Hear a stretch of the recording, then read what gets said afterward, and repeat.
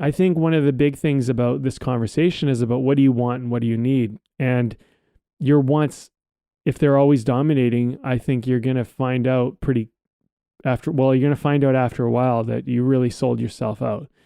And there's certain times where you have to do what's needed and not what you want. And that's just a rule of life. Another aspect of like, when should you go with the flow? There's times where it's like, if you can see that you getting your way is going to cost someone else something, or it's going to cause damage, or it's going to do something that's going to, hurt, particularly like, and I think this is very resonant when it's like, resonates most when it's someone you care about. If you know it's going to hurt or hinder or just do something negative to someone you care about, but you could get what you want, that's a moment where you maybe need to go with the flow and sacrifice what it is that you think you want. This is Way of the Artist with Brandon Colby Cook and Evan Schulte. Exploring the challenges of the creative call so that you can claim your own path and make your life a work of art.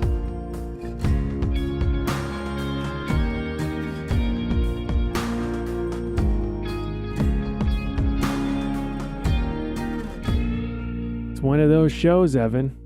It's one of those final year-end shows. It is actually the final year-end show. We decided this is it. This is the last one you get of 2024 with us. And it's a not so serious. We're not going to take ourselves too seriously because why would we? We have some things probably to say just about life and what we've learned this year. I know I've learned a ton this year. This has been a big one. Every year kind of is in its own way. But, I'll throw this out just to start, Evan. I think, a few of the things that I've learned, I'll start with that, and maybe this will lead into a conversation. One of the biggest lessons I think that I've learned, and it's like reminded of, integrated, got it maybe for the first time, or started to get it in a new way. The way we interpret like learning and taking something on, it's like, there's like levels to it. Like you can hear something said and you understand it, but do you get it? And then you might get it, but have you like integrated it into your life, or is it still kind of repeating its pattern in your life, right? So one of the things that I would say that I've been integrating, and it's like I get it more than I've gotten it before, is this whole idea around not trying to control what I am not able to control, what's not mine to control. And I'm delicate about using the word can't. It's like, not that it's because often I think I can control it, but it's not about whether you can or can't. It's more in the idea that it's not your place. And even if you could, maybe you shouldn't, and this particularly is true around when it comes to other people. And I think in art, you might have a vision or something where you have this thing and you want it to be this way, and it's in your mind and you're like, this is what's going to make it right.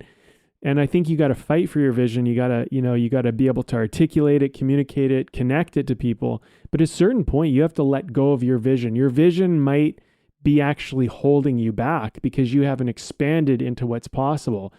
And there's this thing by Alan Watts where he talks about like, what would the universe look like if you could look at it? And he said, well, it'll probably look like a human being. And the whole idea of this is that every single human being is a universe. And the fact that we're connecting and communicating and collaborating is, even Evan and I coming together, these are two universes that are trying to find balance between each other. And, they clash here and there, but there's a lot of open space. There's a lot of things that fit, but there's certain things that's like, no, I want it this way, or I want it that way, or this is how I see it, or that's how you see it. And everything's valid.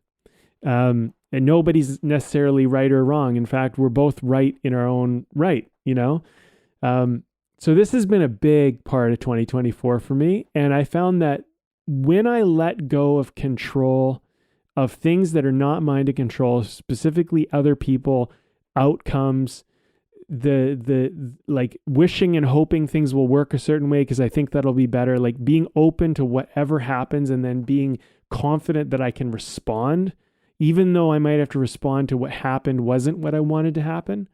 And further, this is something Evan actually brought up about fear earlier, just before we were talking, was control also carries with it on its backpack fear. Think about it. It's like I'm trying to control it because I'm scared of the other thing happening. And if you look deep enough, you find that it's somehow connected to fear. And so part of letting go of what you don't control and shouldn't control and have no need to control is also disbanding with fear. So these have been some really big kind of important lessons for me at the end of the year. And I don't know, maybe you have some thoughts on that, Evan. I'll pass it over to you. Oh man, yeah. Yeah, I've got some, and I can relate to a lot of those things, and I'm sure a lot of people out there listening can relate to a lot of those. This has been a pretty wild year. It's been a pretty crazy year. All across the globe. And I think that, yeah, a lot of those words of, like, the word control is probably is a very big one in terms of what's going on in both the macro and the micro of what's going on, the individual and the collective, of we're trying to control things or exert control over things, and things just have a way of not going that way. Like they're not steering in the direction of how we want things to be, and we're left with the way that things are, right? And I think that that's going to be a big part of how we go forward, like in terms of becoming wise, right? And if we start looking to the great wisdom traditions, there's been a lot that's been said about this, right? There's been a lot to that speaks to this notion of letting go of trying to control things that we don't know. Like that, that's a big thing that you'll find is that accepting of that we just don't know. Mm-hmm. We don't know what the good thing is often. We don't know what the bad thing is often, right? If something that we think would be good turns out to be not so good. And that requires a certain degree of having a certain kind of faith in things, I suppose, for lack of a better word. There was somewhere I was going to take this, but it'll come back around. But yeah, I think at this time in my own life personally, there's a lot in which there's a looking at what it is that I really want to be doing and who I really want to be, and letting go of certain things, like certain fears of oh, will people accept me if I do this or do that? But if it's the thing that's true and honest, just there being less hangups around that. There's less hangups around showing up as the person who I feel myself to be. And it's interesting because I just like yesterday, I watched this little video on that someone had put together over something that Carl Jung had said, which is, your life doesn't begin until 40. Yeah.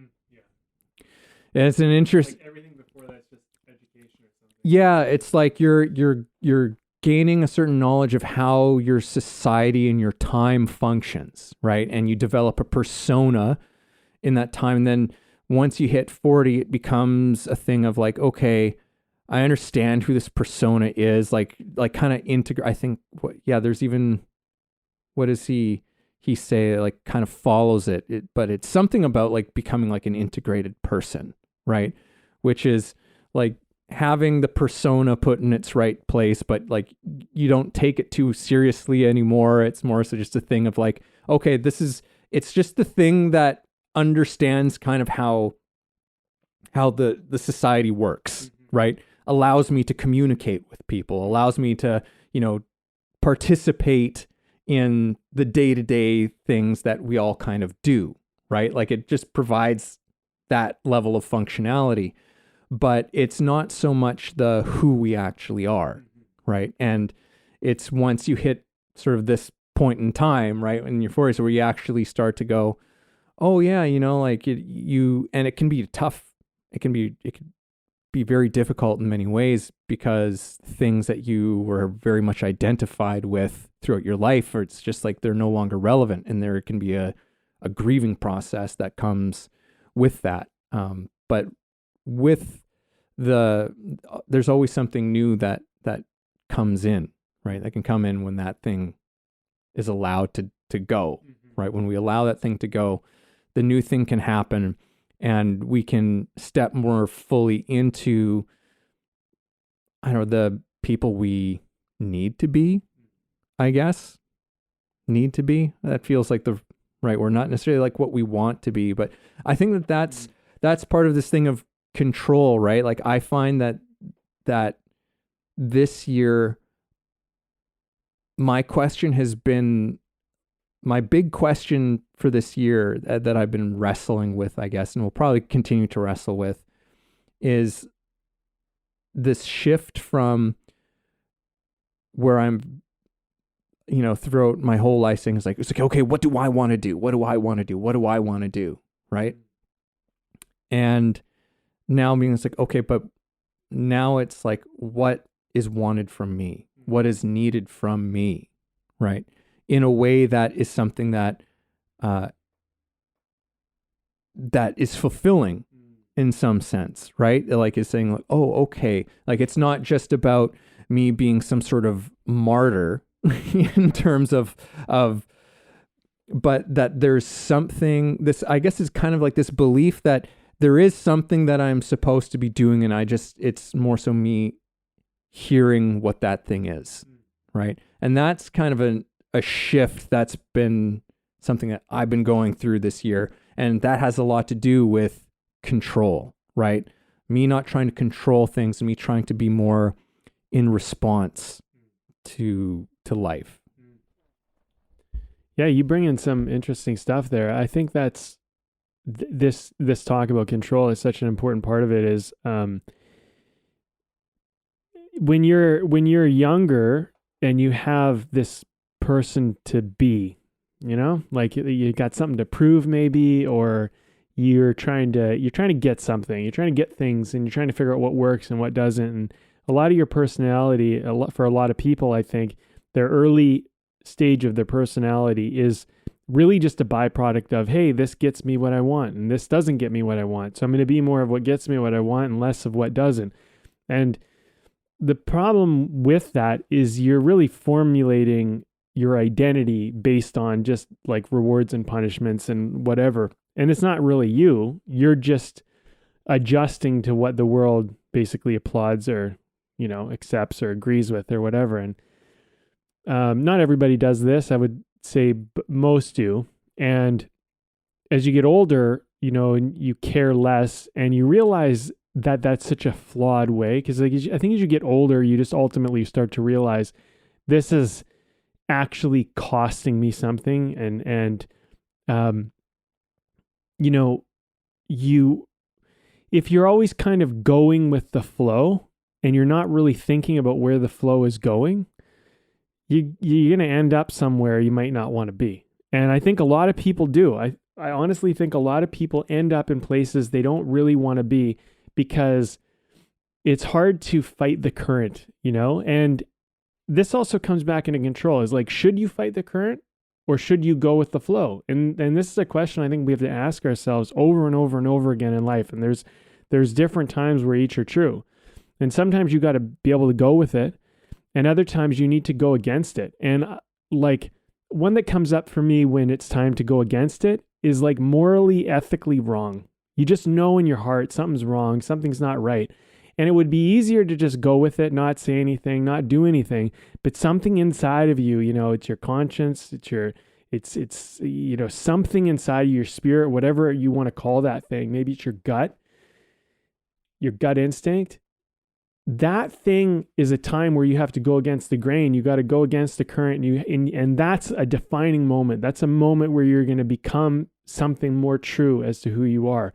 And the cost is you might actually be, ostracized, you might be kicked from the group, you might lose friends, you might lose opportunities that you think you need or want or whatever. And it's those moments sometimes where you can't have both. It's either I have my integrity or I get this thing I want. And I think one of the big things about this conversation is about what do you want and what do you need? And your wants, if they're always dominating, I think you're going to find out after a while that you really sold yourself out. And there's certain times where you have to do what's needed and not what you want. And that's just a rule of life. Another aspect of like, when should you go with the flow? There's times where it's like, if you can see that you getting your way is going to cost someone else something, or it's going to cause damage, or it's going to do something that's going to, hurt, particularly like, and I think this is very resonant when it's like, resonates most when it's someone you care about.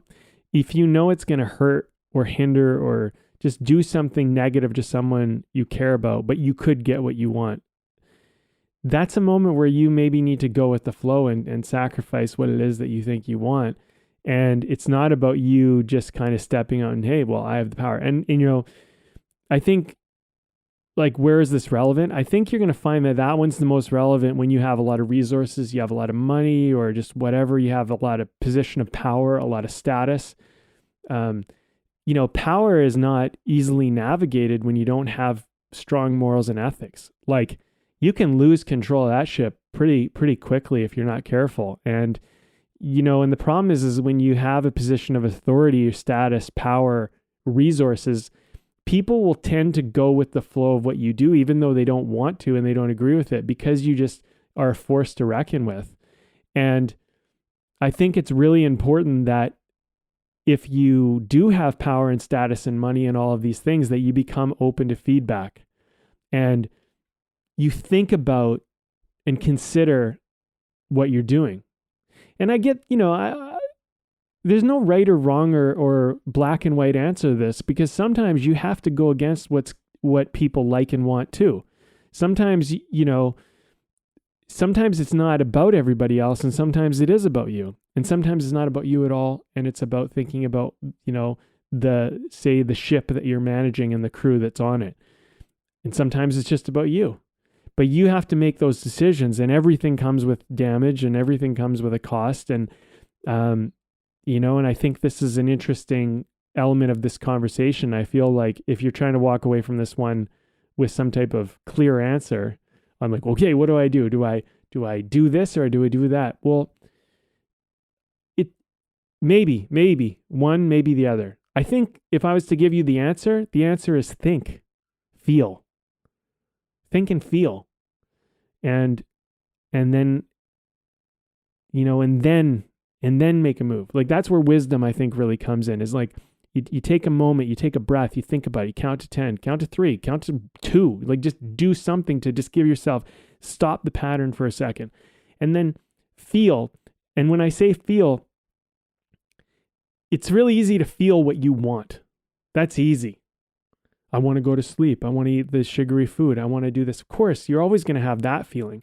But I'm talking about feel beyond that. Feel like, what's it going to feel like, an hour from now? What's going to feel like tomorrow? What's going to feel like a year from now if I keep doing this over and over again?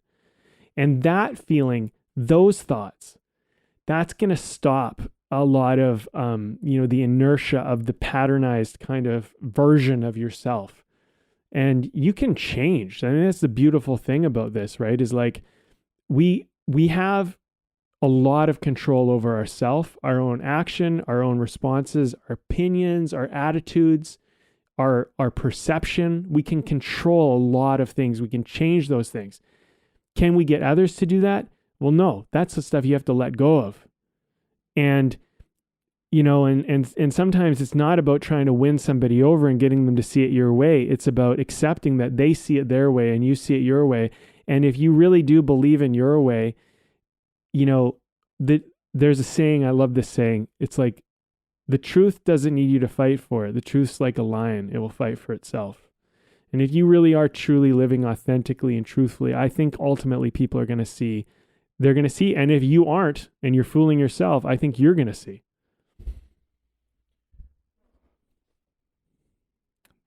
All right. There's a lot. No, you know, you've brought in a lot of words, and it was interesting because there's a few words that were coming into my head and you started saying them towards the end. Yeah. Where it's like, yeah, you know, a large part of, I think, like, seeing and honesty, like that's some pretty powerful stuff the more you learn how to really do that, how to really see without the filter of your preconceived notions, your conditioning, to be able to really see something, and then your ability to be really honest about it, right?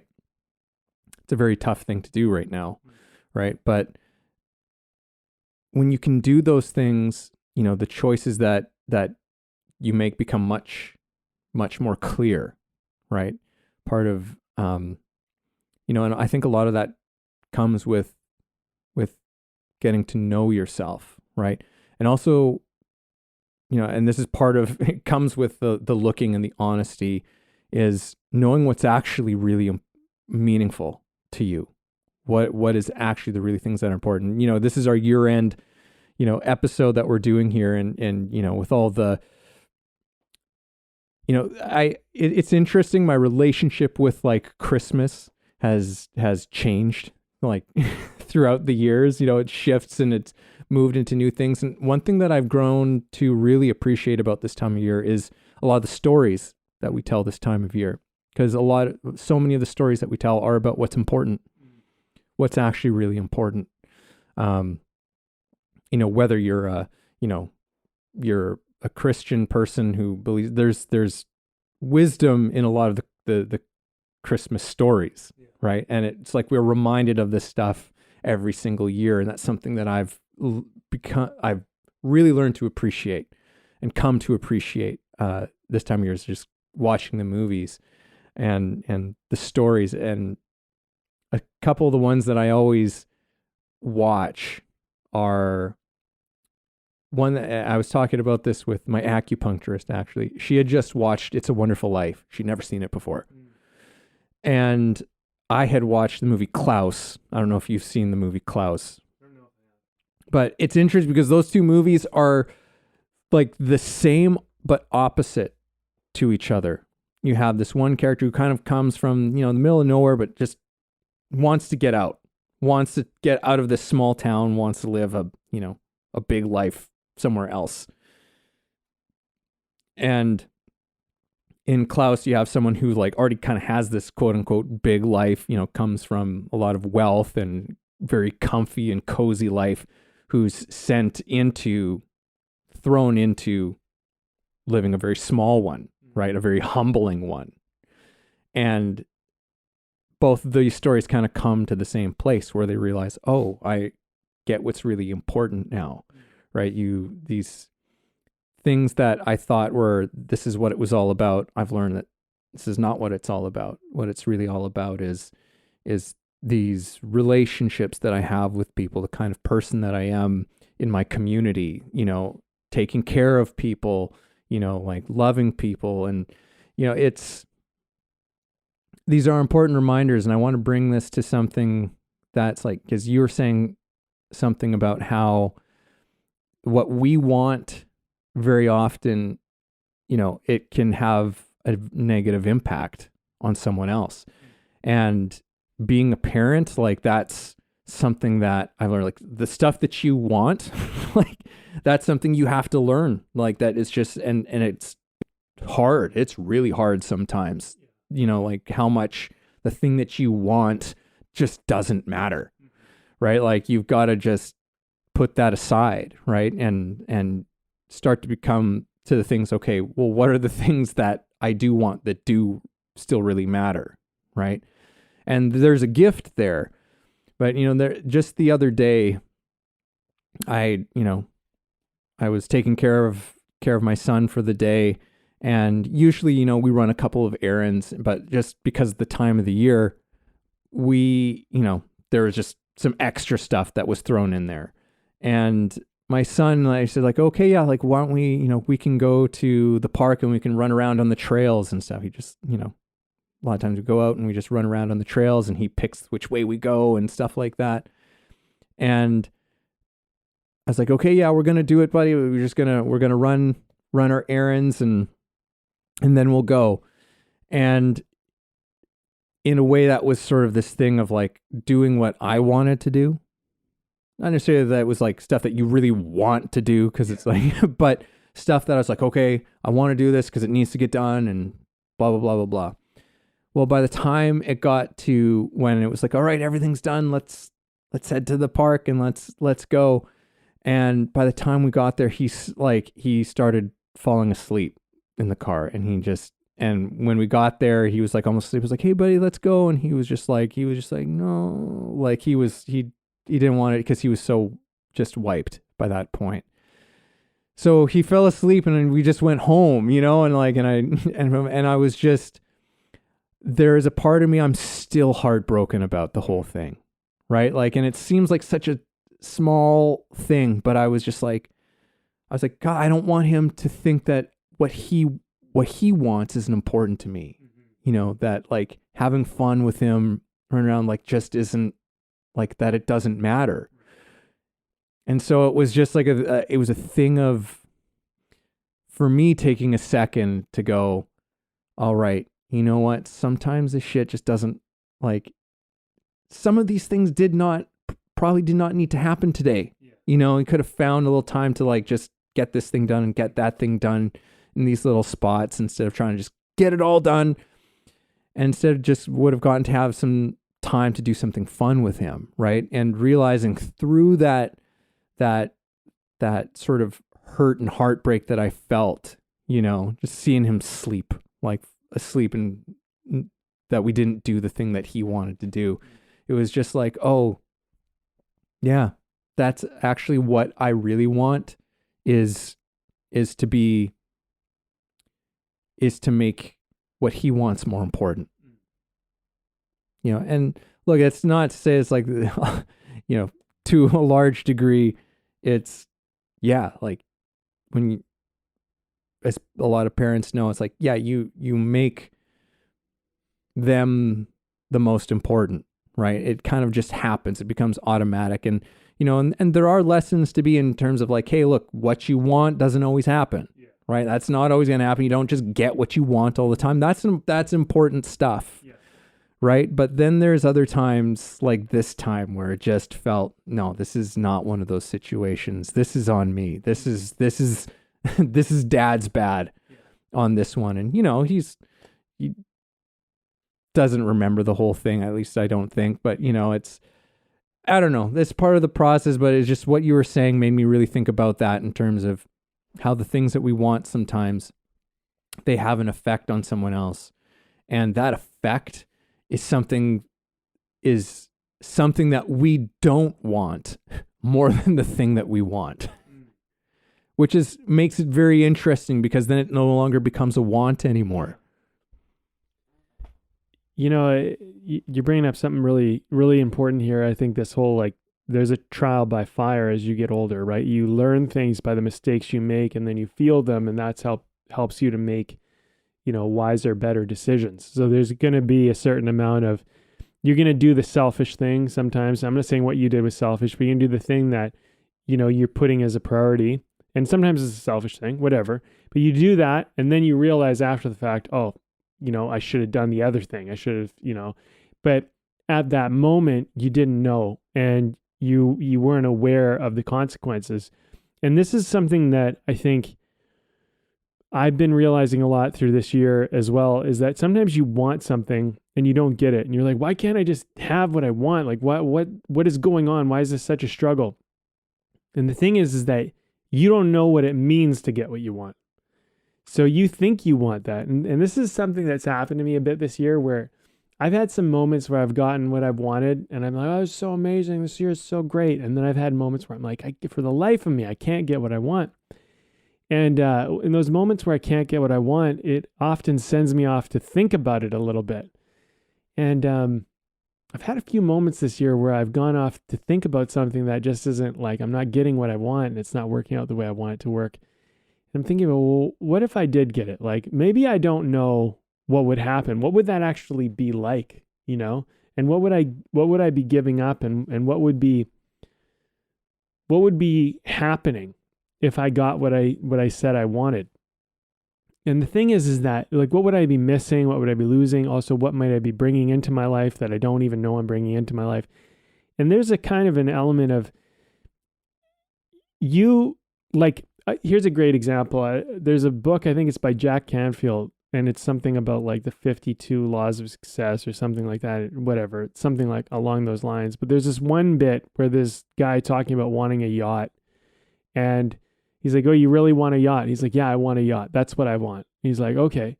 He's like, well, what does it take to have a yacht? Like, what does it take to own a yacht? And he's like, have you thought about the docking fees? Have you thought about the fueling? Have you thought about this and that? And he brings up all this stuff, and it's like, and they go through this whole exercise of like what it actually costs to have a yacht. You know, first of all, it's a big investment just to buy the thing. But then you have to maintain the thing, you have to dock the thing, you have to manage the thing, you know, to take the thing out, it costs a lot of money. There's all these things. It's like, so do you want kind of the burden of all this stuff that comes with having this thing that you say you want? And the guy thought about it and he was like, you know what? I don't want a yacht. Because he's thinking about, oh, like the status and the experience of it and whatever, but he's not thinking about the logistics of what it takes, you know? And this is something that I think a lot of times when we have wants and desires, we're not thinking about the logistics of what actually comes with that, you know? And, it's like, well, you want to meet a partner, you want to meet somebody that you can be your significant other. Well, one of the logistics of figuring that out is often, at least in Western culture, is dating. Dating can be horrible. Just horrible. Like, you end up meeting all sorts of weird people sometimes who you don't ever like. I heard this funny quote. What was it? It was something like, what was it like? You know, there are times in your life when you meet somebody and you just know immediately that you want to spend the rest of your life without them.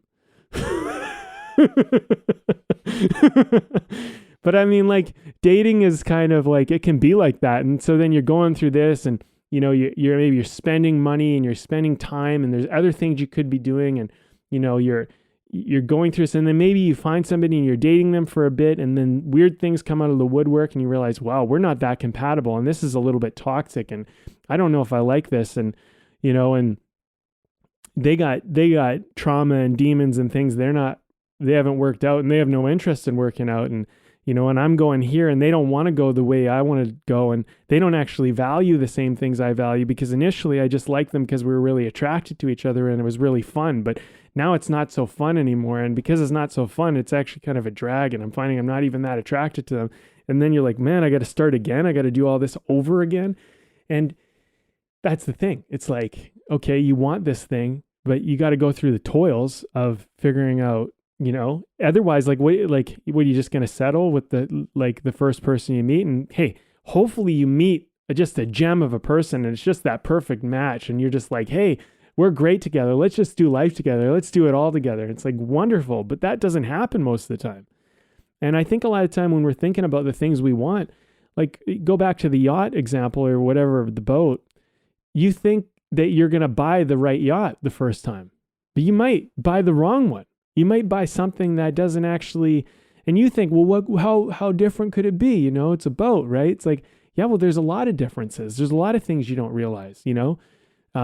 I'll share one example about that before I pass it over to you. I was going to buy a motorcycle brand new about a year and a half ago. And I put down a deposit on it. I was ready. I was like getting the money together. I was going to do it. I was so committed to it. And just weird stuff started happening to just not make it work. And I jumped through this hurdle. I jumped through that hoop. I figured all this stuff out and I got closer, and then it came to the moment. Okay, you can have it, but this is the deal. And it was just like, this is a horrible deal. And I was just like, I knew everything in my gut was telling me, everything in my heart was saying, don't do this, a bad deal. Like you've walked down a bad road. And I could have had the bike. I could have bought it, brand new motorcycle off the lot. It was beautiful. And it's just like, you know, I ultimately listened to my heart and my gut, and I knew it was wrong. And I thought about it later, and I was like, I didn't know anything about motorcycles. It was the first motorcycle I was ever going to buy. And the amount that I've learned in the last year and a half, I'm so glad that I didn't get that motorcycle.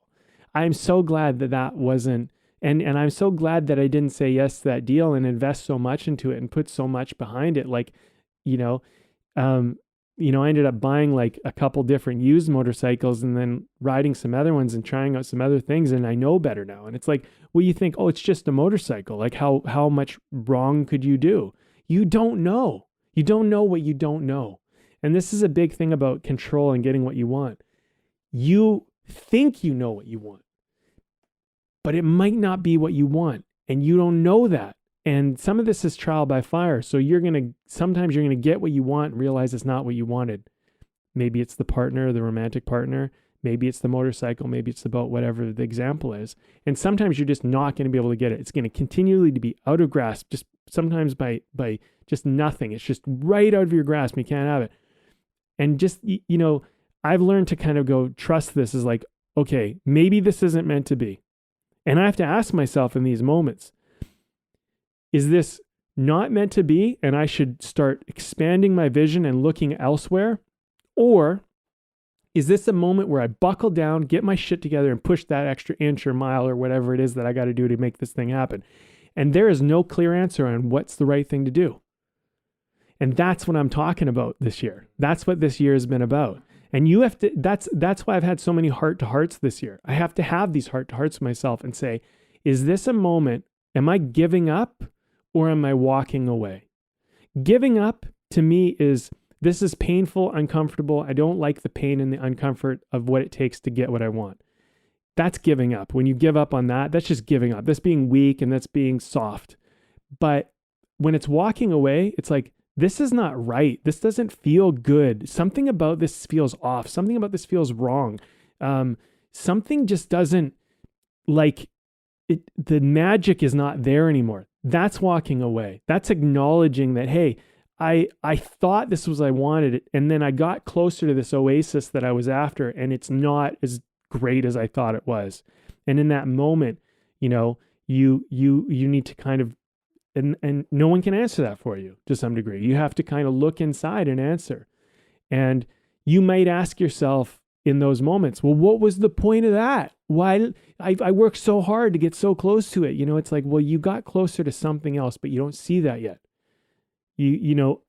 On your journey towards getting what you wanted, even if you didn't get what you thought you wanted, it somehow got you closer to something else that wasn't within reach otherwise. So sometimes that thing needed to get you to that place, and you need to let it go when you get to that place, because all that thing was designed to do was to get you to that place. Because now you're at that place, now you can see something you couldn't see from the place you're at when you started the journey.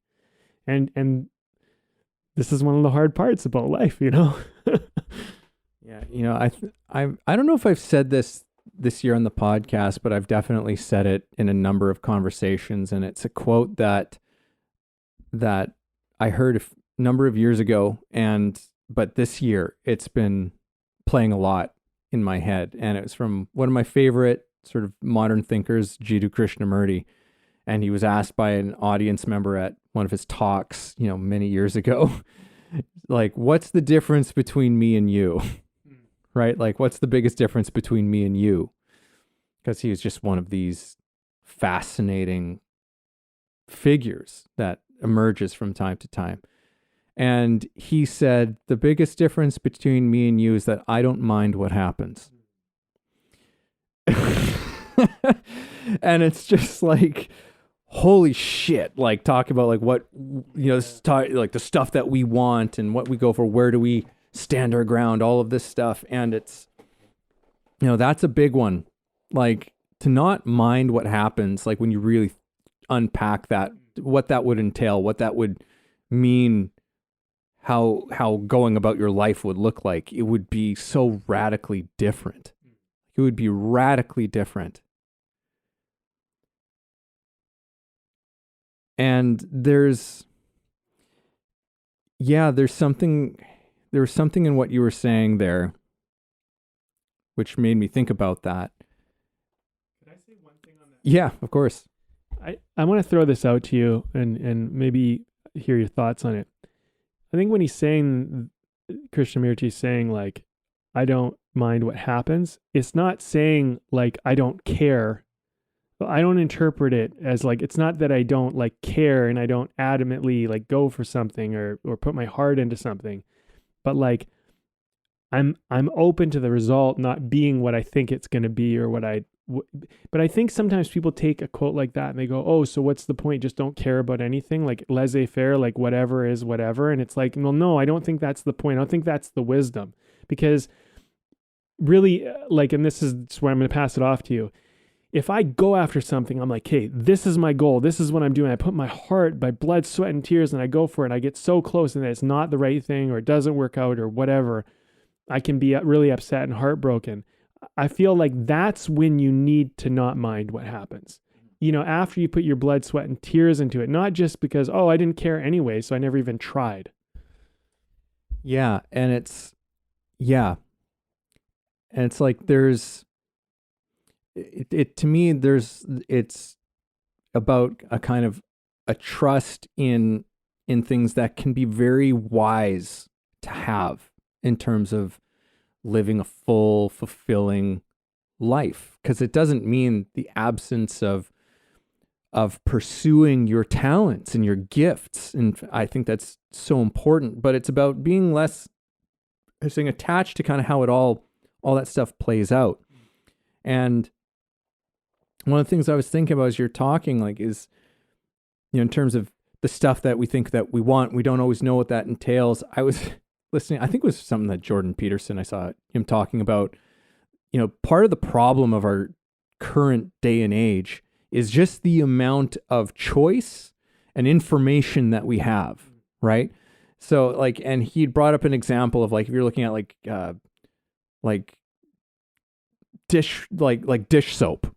You go to the grocery store, you're looking for some dish soap. And it's like, if you go to some little place and there's like 3 options there, right? You'll pick an option and you'll feel great about it, right? You'll just like, all right, yeah, I got the one. I got the, it's like, but the problem is that, you know, you go into a grocery store, or like any, you know, or big grocery store, you walk in and there's like, could be dozens. Yeah. There could be dozens. And there's so much choice.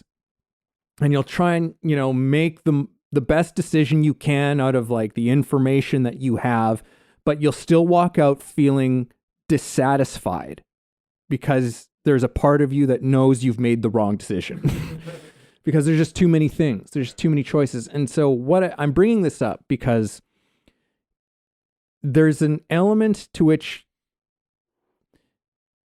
where we're trying to control things that we just don't have control over. And we have to simply accept the fact that there is a complexity to life that makes everything we do a roll of the dice at some level. You know, it's like you can take in an infinite amount of information about anything regarding a decision, and it will ultimately come down to making a spontaneous snap decision. Because otherwise you won't come to a decision, and then you live with the outcomes of it, right?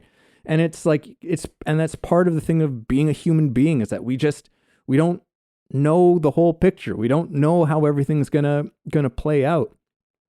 And I just saw this thing. It was like a big think thing that just recently came out. I can't remember what it was, who it was, or what the name of it was, but it was fascinating because this professor of, you know, whatever, it was talking kind of about that issue within our time right now, is that, you know, like there's this sense of safety and familiarity that we have on a small level within, but like on a global scale, things just seem so dangerous and unsafe and all of the stuff right now. And basically, like, this difference between complicated systems and complex systems And like a complicated system, the example was given as like something like a Swiss watch, where there's a million parts in it, right? And it's very complicated, right? That's a very complicated thing. But the difference between that and a complex system is that, okay, in the watch, if a piece of it stops functioning and breaks, the whole thing just stops. In a complex system, the complex system responds when something stops working. It keeps going, right? The complex system keeps moving in some way. It adapts and it starts. And those things are incredibly hard to predict, right? And one of the examples was like, if you would talk to any economist in 2019 about the next 5-year projection of the world economy, it would look a lot different than what we're actually fucking looking at. Yeah. And also he brought, I'm just giving this whole talk right now, but compared it to how to think about the current situation that we're in. And I think that in a way, how we all kind of feel to a certain extent is that it's like, if you think of like a pile of sand, and you've got like, or almost like a, like a hourglass or something, right? You got the sand that's like trickling down into this pile. At a certain point, as that thing starts piling up, it can just be one grain of sand that collapses the whole thing.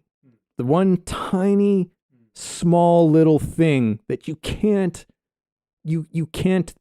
predict, right? Or is so incredibly hard to predict because the world is so complex, because how things interact with each other is so, there are so many moving parts. And then you throw in, the unpredictability of every single person. Like you said, every single human being is a universe, right? Just like a universe in you and a universe in you and in you and you and you, billions of times, all walking around, bumping into each other, interacting with each other. It's so hard to know anything. And so there's a degree to which I think our joy in life, or at least our sense of peace and well-being, is tied up into how much we can accept just what happens. The whole thing of like, I don't mind what happens, right? But this whole thing of trying to make the perfectly right decision and control everything makes us fucking crazy.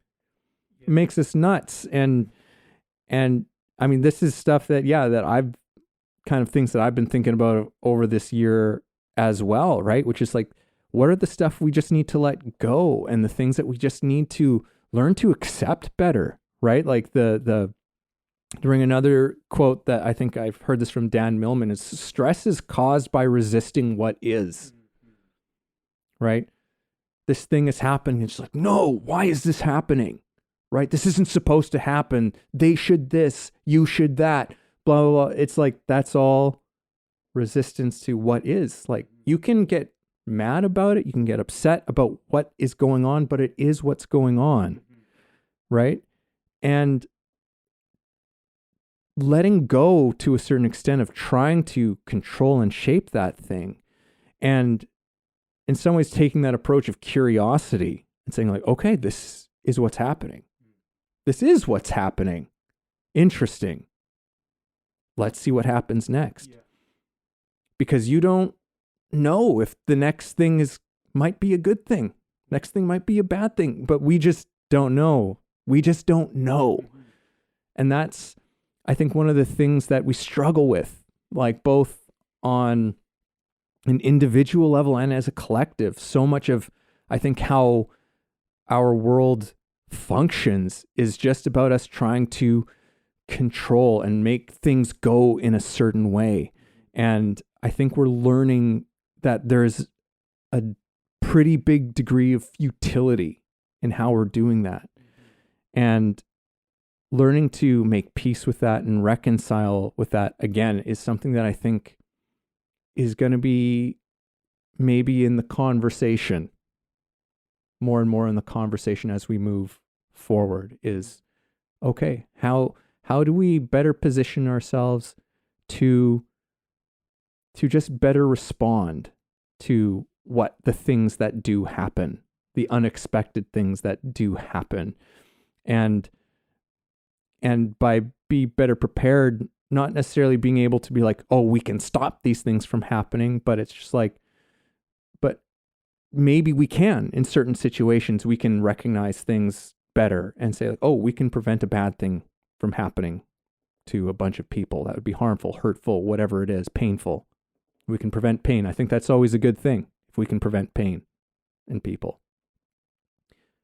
But when that does happen, when we can't prevent it, when it is so, unpredictable in its nature, it's like, okay, how do we just now better respond to what is and not resist the thing that is and move with it in a way that is creative? I talked a lot, so I'm going to step off of my soapbox, Brandon. Just as we were talking there at the end, I have to bring in this Alan Watts quote because it's just like reminding me of it so much right now. And if I can actually find it, I want to read it out because I feel like it's one of those ones where I don't know, like it just makes so much sense. Okay, this is one of his quotes out by Alan Watts. Anybody who tells you that he has some way of leading you to spiritual enlightenment is likely somebody who picks your pocket and sells you your own watch. I'll read it again. Anybody who tells you that he has some way of leading you to spiritual enlightenment is likely somebody who picks your pocket and sells you your own watch. The thing is like this has been a big kind of lesson for me here with this year is like going, I think when we think we know what should happen, that's us saying that we have the way. And you're kind of being a bit of a charlatan. You're being a shyster. You're like, you don't know the way, and there's another quote actually, I'll just throw this one into the pot too, because I feel like this is relevant to what we're talking about here. But the quote is this: don't listen to the person who has the answers. Listen to the person who has the questions. Albert Einstein. And I think, that's kind of part of the way we're educated. And this is one of my biggest issues around education. And man, I haven't harped on the education system for a while, Evan, but I might as well do it now right at the end of 2024. So teachers, mentors, guys, coaches, if you're listening, listen good. Brandon's got the answers. Yeah, I don't have the answers, but look, in the best people ask the best questions. Questions are what make you think, not answers. And I studied a lot of theology and a lot of philosophy, and when I started studying philosophy and theology, I was looking for answers. I was like, what is it all about? What does it all mean? Who's God? What's the universe? All the big stuff. And I foolishly thought, I will dig and I will dig. I will look at all the religions. I will look at all of theology, philosophy. I want to get to the bottom of it. I'm going to find the answer. And after I get all the information, I'm going to deduce what it is that I'm looking for. And at a certain point, it worked on me. And what happens is you realize with every answer you get 3 more questions. And then you get the answers to those 3 questions and you get 9 more questions, and it just keeps going. And what you realize is at a certain point, I had a great philosophy teacher at one point, I forget his name at the moment, but you realize that's philosophy. Philosophy is becoming the one who has all the questions, because what happens is you start to learn more, you get to the bottom of things and you go, well, what about this? What about that? What about, you turn into a kid again. You're totally expansive, open-minded. And I can tell you something for sure. I've opened way more doors with good questions than I ever had with good answers. And, I would say that, this is kind of, this talk has something to do with that. Control is thinking you have the answer, and letting go of control is having the question. Well, why didn't it work out the way that I wanted it to work out? Or why did it work out this way? Or, what could this mean? What could be the point of this? What did I potentially avoid? If you start asking questions like that, you start to come up with interesting concepts, and you might actually find some real legitimate answers by asking those questions. And it's not easy, because sometimes you really think you have the answer. And this year, I'd say I confronted that a few times with myself, where I'm like, yeah, I think I know what I want. I think I know how this should work out, and it doesn't work out the way I want. And then, it leads to those questions, and, and that's really kind of that's kind of the funny part of it. That's kind of the joke of it all, is that, haha, you thought you knew what was the best way to go. And, you don't know, like, you just don't know. You don't know what something is leading you to and what it not working out is leading you to. You just don't know. And I think we all have to accept that we would be very boring people who probably lacked morals and ethics and empathy and compassion if everything always worked out for us all the time. We would be the worst. We would be the worst. We'd be arrogant. We'd be entitled.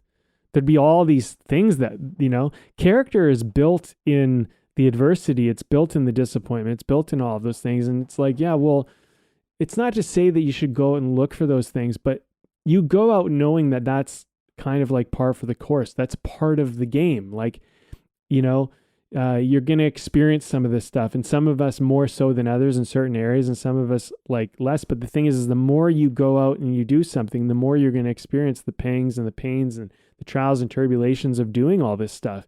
And, you're going to embarrass yourself. You're going to fall on your face. Like, it's a great question to ask somebody, like, what's your most embarrassing story? And if they don't have one, they're either a narcissist or they're somebody who hasn't lived, and, you're going to embarrass yourself. I mean, go try something new. Find out, like, try something new at like 30 or 40 years old. I mean, and just suck at it and like feel that. Because this is one thing when you're a kid and you start something and you go, oh, let me try that. Let me try this. Everybody accepts when a kid's not good at something. Well, most people at least, because they're a kid and they're learning. But as you become an adult, the cost of embarrassing yourself or really just not being good at something as an adult, it's really hard to deal with, because like there's expectations that get put on you in a lot of things, and this is kind of, it's one of those things, like some of the stuff too, you might get it and you might want it now. And sometimes you'll have it, but you won't have it now. You're going to have it maybe not for a little while from now. Maybe it will be days, weeks, months, years, in some cases, decades. The question you have to ask yourself is like, if that's what it takes to say, be great at this thing, am I willing to put in that time and that effort? I mean, there's lots of things that people want. I think it's easy to think about it when it's like, oh, I want this material thing, or I want this relationship. Like those things, they can almost kind of come instantly into our life. So we think of that. But what about like being a great novelist? That's something that I'd like to be able to do. I'm working at it. I'm untested to some degree. Am I good at it? Am I not good at it? I don't know. I've done some test reads. People seem to like it. I don't know. Can it be a bestseller? Could I do something really great with this? Well, I don't know. I don't know what it's going to take, but if I want it, I'm going to take a step forward. And if I continue to want it, I'm going to take another step forward. And I might want to have the thing, the reward or the prestige or the status or whatever right now, but it just might not be possible. And the other thing too is you don't want to ever compare, because you look at someone else and they go, well, they did it in a matter of a year, or 3 years, or whatever. There's some miracle case, right? And you think, well, if they did it that fast, then I'm nowhere near that. Then like maybe I'm no good at this. I'm like, yeah, maybe you are no good at this, and maybe also you didn't start at the same place they did, and maybe your process is different. And maybe that's valuable. So I've been writing my novel. I'll say this one last thing, just before I feel like we're going to wrap it up here pretty soon. But I was writing my novel every single day up until somewhere right around November. And then I had just a world of stuff. Like maybe it was the end of November. I don't know. It was somewhere around there. But I had this world of stuff. I had so many things on the go that it was so hard to just kind of stay as committed to it as I wanted to. And so I had to put it down. I'm like, okay, I'm going to put it down for like 3 weeks here, and I'm just going to pick it back up. And 2 or 3 weeks turned into probably about 4 or 5 weeks. And I was like, man, I'm really getting away from this thing. This thing is like, I was working on it every day. And, I had this thought. I'm like, how much life happened in that little gap?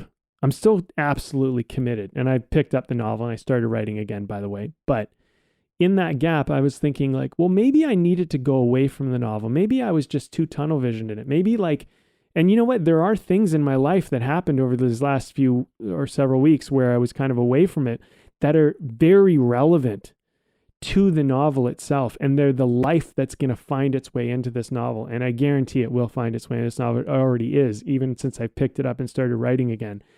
And so I felt really annoyed at one point. I'm like, I got thrown off course, like I shouldn't have taken so much on. I shouldn't have and if I could just focus on this, it would be better. And that's what I wanted. But sometimes not getting what you want is actually the gift. And that's the thing of like where control needs to like be relinquished.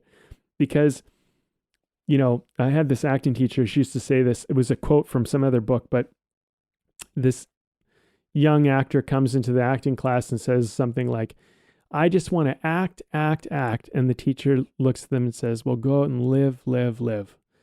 And that always stuck with me because the thing is that an actor or a novelist or a screenwriter or a filmmaker, musician, you can get obsessed about your art and think that's all I want to do. I just want to play music every single day. I just want to write every single day. But maybe you have nothing to write about if you're not out there living. So this whole thing about like, I hate being at my job. I wish I could just write. Thank your job. Your job is your life. That your life is going to go into the work that you're doing. And everything is grist for the mill. Everything in your life is all a gift, and all the betrayals and hurts and pains and everything you feel. Like if I didn't have this stuff in my life, it wouldn't be able to be enriched into the novel. I need those experiences. Like I'm calling on them. They're like my artist well.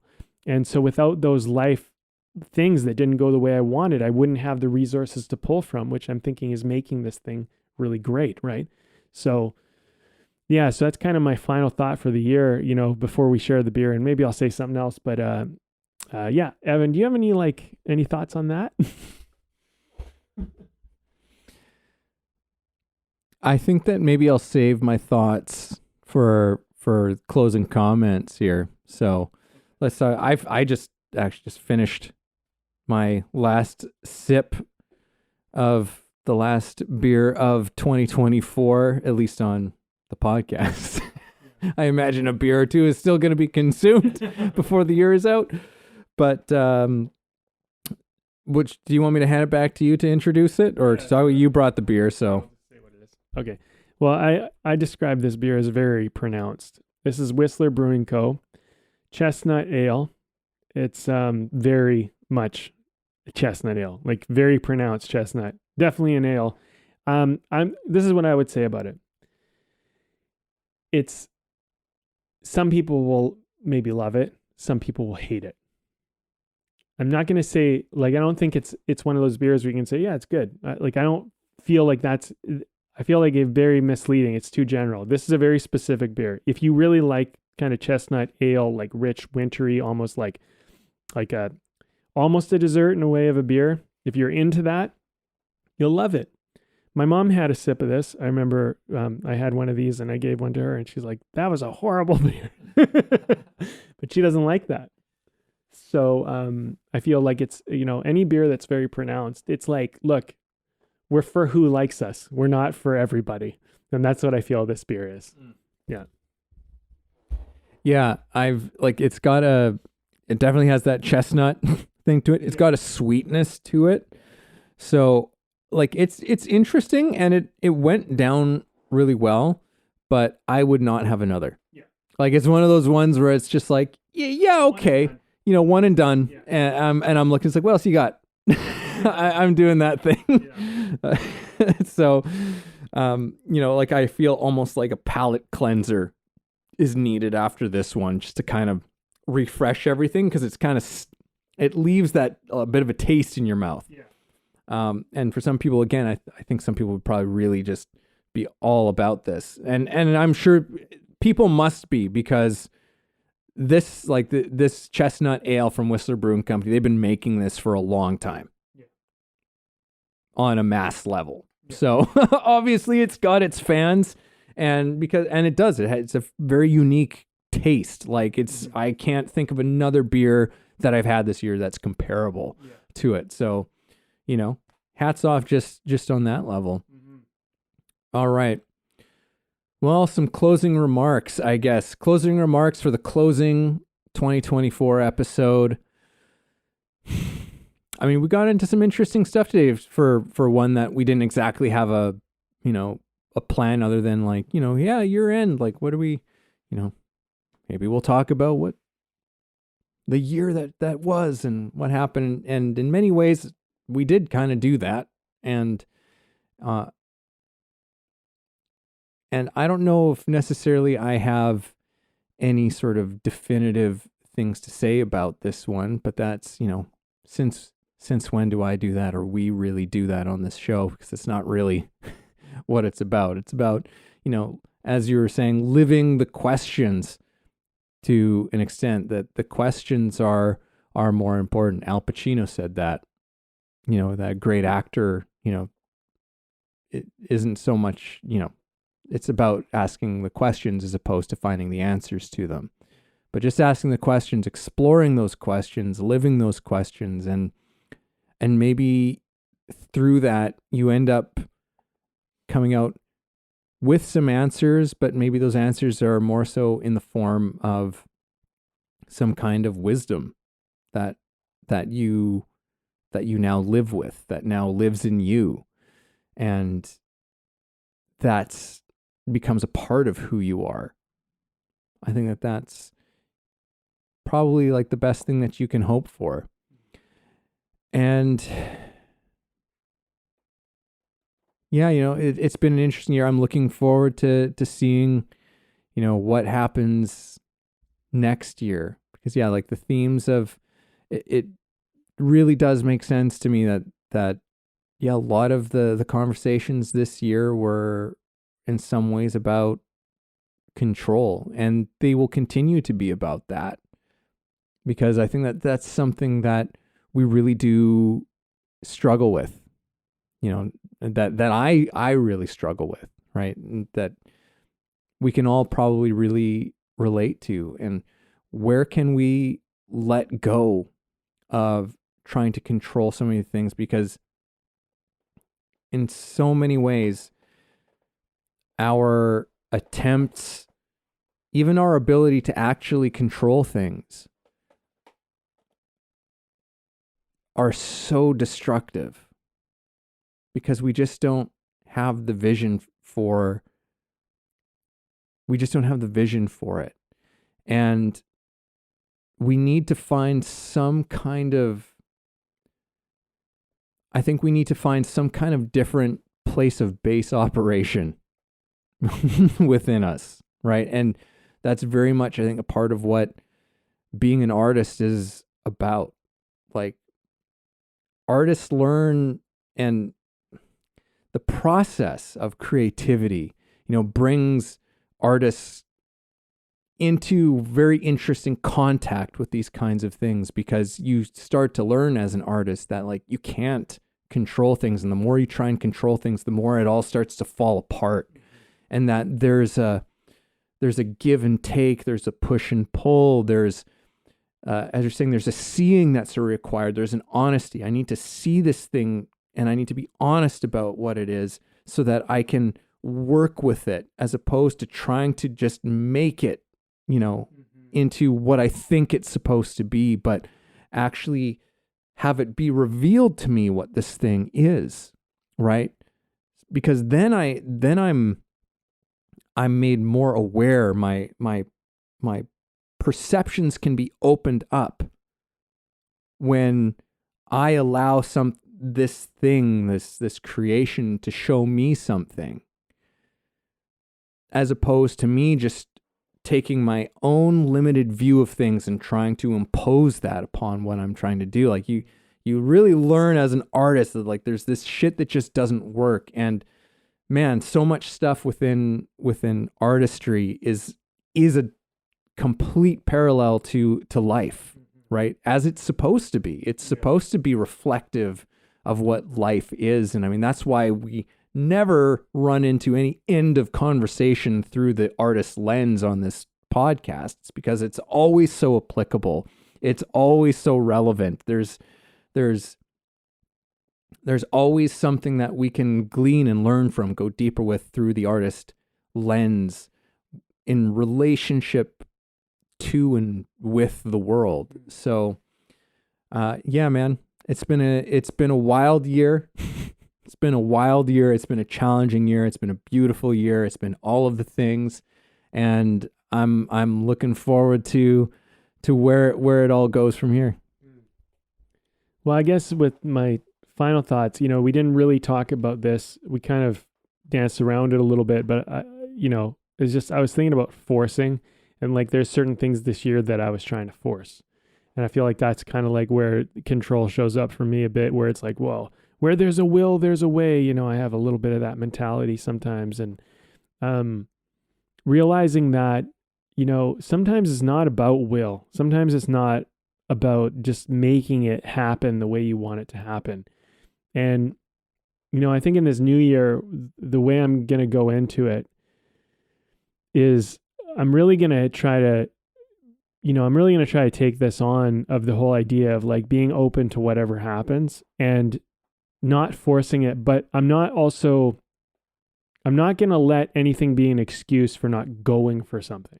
So like, I'm going to look at it a little bit differently. I think this year coming up, what I would tell the last year version of myself to do is I'd say, go after these things and don't make excuses for not going after them. And don't get in your way about like, will it work out the way I want it to or not work out? Like, don't even worry about that. If you know it's a good thing to be going to do, to like build, towards, just go and do the thing that's good right now, and it will add up to something. You don't need to know what it'll add up to. You don't need to know what you're building necessarily. And maybe you can't see what you're building yet, but these pieces, if they're right and they feel good, do them honestly and fully. And, and I think like the suffering too, like there's a suffering that comes from like not being in control at times, or it can at least. And I think like there are times in my life this year where I just suffered about things not working out how I wanted them, or things just kind of like being hard and like being like, why won't this just happen? And I think in hindsight, you look back and it's kind of good that there's already a few things this year I can see that didn't work out. And I was like, well, I was kind of good. It didn't go the way I wanted it to go. And, it's a wisdom that I've known forever, and it's repeating itself over and over because I'm not learning the lesson. But the truth is like, I don't get what I want sometimes, but it also, in the longer run, actually ends up being a good thing. And I'll say one other thing, and maybe this is an interesting send-off for the next year. Don't overcomplicate it. It was to tell my future self into 2025, just keep it simple, man. Like, just do the good thing for the sake of doing the good thing. And don't make it have to mean anything big. Don't make it have to have some grand purpose or some, and don't tell a story about it either. Like, oh, these several things didn't work out, so it must mean this. Like, don't tell a story. Or several things did work out, so it must mean, don't tell that story. Just don't even pattern it together. Don't put it together. It means nothing. Just work on doing the thing that you're going for, and do it and keep it simple and enjoy the process of doing it. Because, if I look at who I was at the beginning of this year versus who I am now, I'm really proud of who I've become over this year. And if that's not a victory, I don't know what is. Did I get everything that I wanted? Did all the external material things manifest or show up or appear? Well, some of them did, but some of them didn't. And that really doesn't really matter in the scheme of things, because it's not like those things that didn't show up aren't actually still coming my way, or I'm moving towards them. But I am somebody new this year. And if the only lesson I learned this whole year was relinquish a little bit of control, don't force it, and learn to be open to whatever outcome and trust the fact that you're going to be able to respond to it. And your response is a very important part of this journey. That's all I learned this whole year. Sounds like a lot, but if that's all I learned, that's a pretty good year.